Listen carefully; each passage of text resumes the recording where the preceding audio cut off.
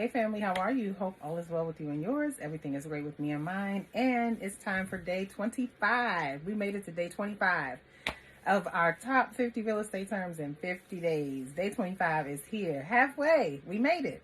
Okay, so I realized I made a mistake and I have to be honest with y'all about that. I skipped a word. I have on one of my previous posts that our word of the day was supposed to be broker. And I got super excited yesterday because someone recommended a word to me and I jumped right on it. So I owe you a word. So our word today is going to be broker. And I wanted to discuss the word broker because people always say, who is the broker? Are you the broker? Are agents the broker? Is the broker someone else? What do they do? Why do I keep hearing about the broker? What is this all about? So now you have two kind of brokers. You have the broker, who is usually like the boss of the brokerage, of a real estate brokerage, the real estate house. So as an agent, as a realtor, we are independent contractors. We don't technically have a boss, but you do need someone to be in management, someone to be in control of what's going on, how the agents are moving, how the agents are doing business, and that is the job of the broker. You also have an associate broker, which is almost like a junior broker. You can get licensed as an associate broker as well, and you have some of the responsibilities as a broker, but not all of them. So you have the associate broker and the broker. So when a new agent comes to an office, you usually meet with the broker. That's the person that manages the day-to-day activities of the brokerage house.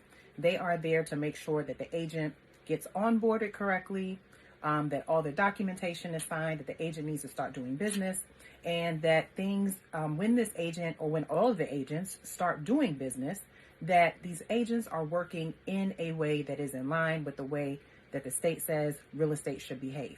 And the reason why that is because technically, do you know, every transaction is really a transaction that belongs to the broker. We are technically working on behalf of the broker. We take our compensation for our work, but technically, every transaction belongs to the broker. And that's done for responsibility purposes. So if something happens, a real estate transaction goes south, a client is not represented properly, the broker steps in to try to figure out how they can fix what's going on. So I rarely after 15 years have to go to a broker about anything. All my transactions are pretty smooth. But every now and again, you have a major issue and you have to pull the broker in to help kind of fix some things. And they may have to talk to the broker that's on the other side of the transaction, because remember, there's always two. You have your buyer side transaction and you have your seller side. Sometimes I'm on the buyer side, sometimes I'm on the seller side. It just depends on who I'm representing.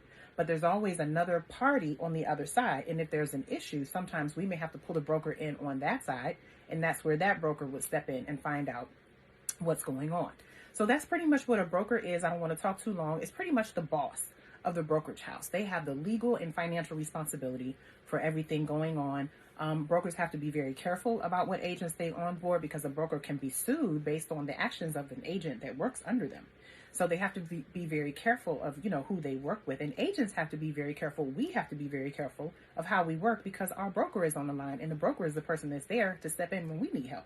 So we have to do things to make sure that we're not putting our broker in some type of weird, situation. So that's how the agent broker relationship is. If you're a buyer or a seller, please know that the broker is available to you. If you are working with an agent and you're not getting the services that you think you need, you don't feel like you're being properly represented, or something happened during your transaction that you are not happy with, know that legally you have a right to speak to the broker. You can call the office and say, hey, I'm working with such and such agent. This is what's not going right. I need to talk to the broker. And they have a responsibility to get back to you to try to solve your problem. So that's what the broker is. It's like the boss, not really, because we're independent contractors, but they really are. So that's what the broker is. So that's it. That's day 25. We're halfway there of our top 50 real estate terms in 50 days. So I will see you tomorrow for day 26. Thanks for watching. Bye. I gave you an extended bye today. Bye.